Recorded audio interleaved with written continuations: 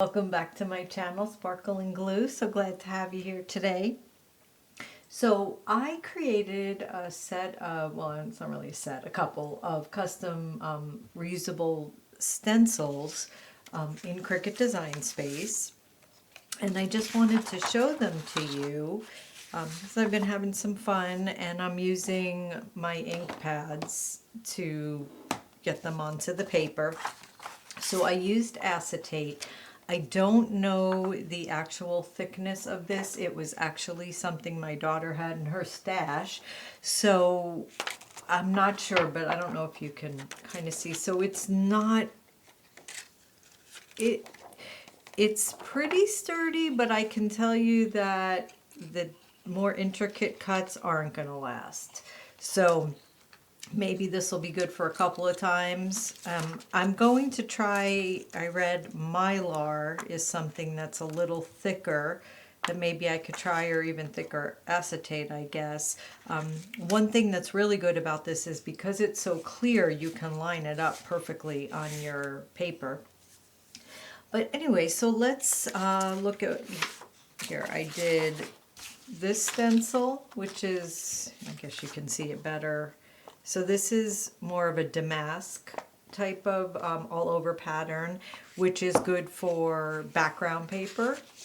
And I did this on a piece of craft paper with the Tim Holtz Distress Ink Vintage Photo. And this, I don't know if you could see, it's a little blurry here. The stencil moved. So what I decided is using a little bit of painter's tape. It still does stick a drop, but at least it keeps the stencil from moving, especially when you're doing a pattern like this. This one, which I used white ink, and let me show that to you. And I didn't love it when I used it, and even in person, you can't see it that great, but on camera, it really pops. It's very opaque, and it takes longer to dry. It definitely feels like it has a different consistency, and I looked it up, and it's because it's completely pigment based, and it sits on the top, where the other inks are dye based more sometimes, and they sink into the paper. I'm not 100% sure, but anyway, like I said, it looks really pretty on camera, but here, when I'm looking, it's almost, there's different directions I put it, I can hardly see it. But, so that's definitely an option to use. And this one, I just was playing around with the stencil, and then I tried some different color inks. And you see how this one looks different? So when I did the inks, I used this for the application, and I dabbed, or pounced is what they call it. And you can't, if you try to rub at least these, because they're so flimsy, it won't work, and you'll get all kinds of bleeding. This, I took the pad directly over the stencil and dabbed it, but what it did, and I think because it's not this type of applicator that disperses it better, it's just a different look. I like more of this, but certainly this might be good if you were doing something with words or writing. This might be a little more precise, so if you're just using the pad itself.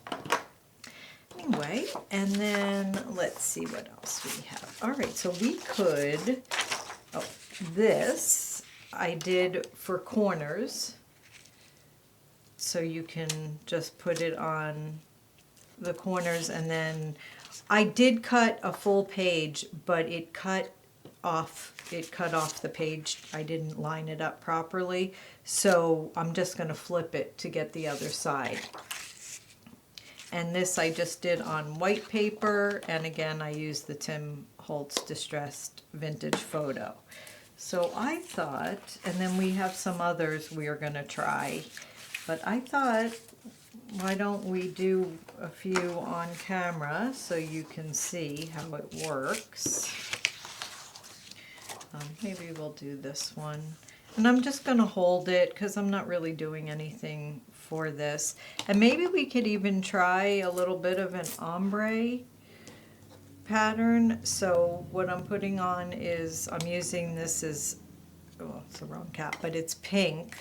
And it's from Hobby Lobby. And I'm just dabbing. And then I'm just, you see how it's like, I guess it's called pouncing. I'm not rubbing where what we normally do when we're inking, and or you can rock back and forth and just until you feel like your coverage is decent. And let's just, so it does take a little longer because like I said, you can't really just, you know, you want to just rub it on, but it won't really work with this. All right, let's see what we have. So I think that's really pretty. I don't know. What do you guys think?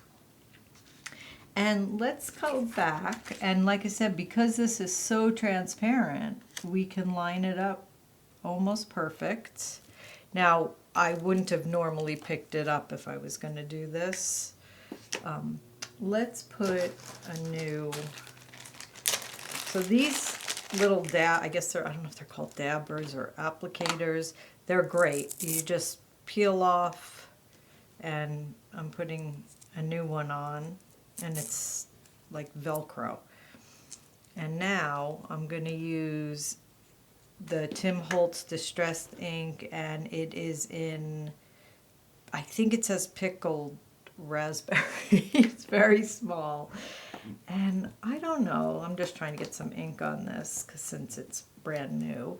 I don't know, what if we try to just maybe dab around the edges a little bit and see what happens. And I'm not gonna probably know until we pick it up, so all right, what do you guys think? I wish you could answer me. All right. So, yeah, I mean, that worked. It's nice. I would definitely utilize that. That looks really pretty. I like the pink. All right. So, and then here, if you want to see one of these. So, I am going to link the design file in Cricut Design Space. So, if you have Cricut Design Space, you can go on and try to print these. I just found designs online. You can certainly do that. And I'm going to also do a little video to show you how I did it on Cricut Design Space if that's something you're interested in seeing. And I'll link that below as well. I don't know, let's do a purple. And I already have mine little pad that's already almost finished. And what do you think? Let's just dab. And the darker colors, well, at least you could see them a little easier, but I think you could also, it goes on quicker. And let's see what we have. So, pretty? Yeah. I think these are cute. Like I said, it's not, they're not going to last forever, and then you can just wipe them clean with a wipe. Now, the white ink pad, that didn't wipe off as easy. It kind of just smeared everywhere, and I think it's because it's that different, it takes longer to dry. Maybe you need to let it dry longer. All right, the other ones, here, I cut out a few others. And they're bows, and I wanted to put them on an envelope and see how that worked. So, can you see, I don't know if you can see this, can you see it now? Okay, so there's 3 different bows. This one on the bottom, I have to work on this. It cut the whole bow out, which is part what happens in some of the designs, because they're meant for different things, right? This would be meant to glue directly onto your project. So we're going to utilize it twice, but I'll just show you. So let's say we want this little guy on our envelope, and I'm just going to go ahead and add some of the purple. Let's see what it looks like. Okay, I think that's pretty good. Oh, that's cute, right? So that can just seal your envelope. Well, it's not going to seal it, obviously, but it'll be a design on your envelopes. Now, what did I want to... Here, I'll just... How about if we do this bow? We'll just see what it looks like in this dark pink. This is a pretty pink from Tim Holtz. And his inks are good. I mean, they're definitely very pigmented and come out. Okay. So, nice, cute. All right. This is what I wanted to show you. All right. So, like I said, I'm going to work on maybe I could get this one to be in one piece. But for right now, what I'm going to do is I'm just doing the whole middle of this in a lighter pink. And I'll show you what it looks like before I add the piece on top. Okay, so that's the bow. And honestly, it's cute. We could probably put a little rhinestone or something there. But what I want to do, so I'm trying to line this back up, and I'm going to add the little piece that came out back in.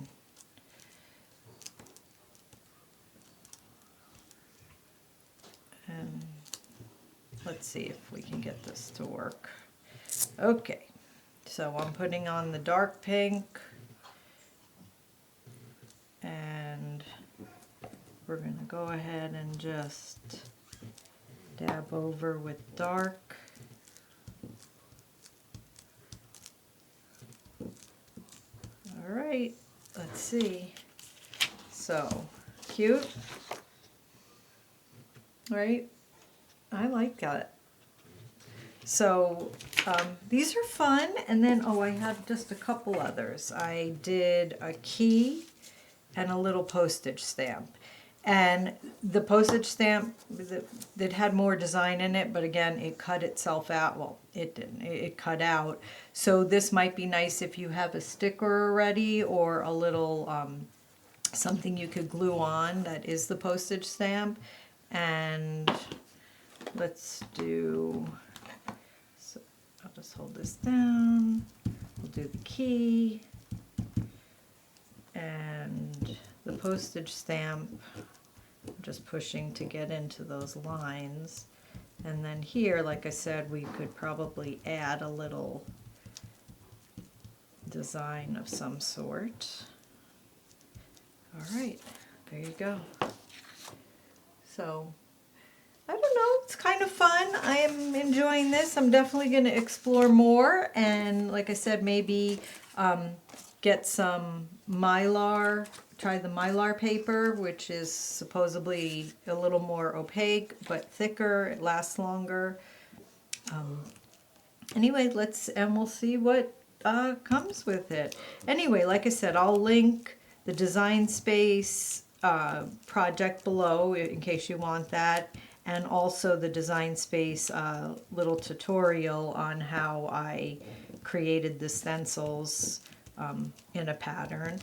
And anyway, well, thank you so much for stopping by my channel. I hope this gives you some ideas for crafting, and I don't know, let me know what you think. If you guys use stencils for anything, I'd love to hear how you use them or what kind you use. Always open to new ideas and learning new things. Anyway, thank you so much for stopping by. Keep sparkling, and I'll catch you on the next one.